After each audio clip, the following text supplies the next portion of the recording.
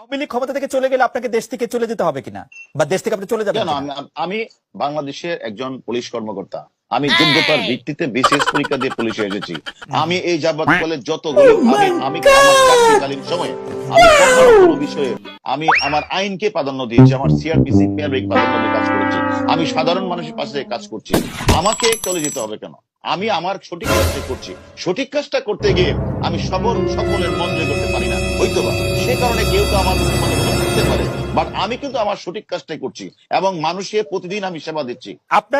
আপনার বিদেশে কোনো টাকা আছে কিনা? সৌদি আরব, মালয়েশিয়া, আমেরিকা, ইউরোপ? আমার টাকা যদি থাকেই আমি তো জেনারেশনকে অনেক গালিগালাজ করেছেন না, এরা কিছুই পারে না, এরা মাদকাসক্ত, এরা সারাদিন অনলাইনে থাকে, দেখিয়ে দিয়েছে। লজ্জা লাগা উচিত।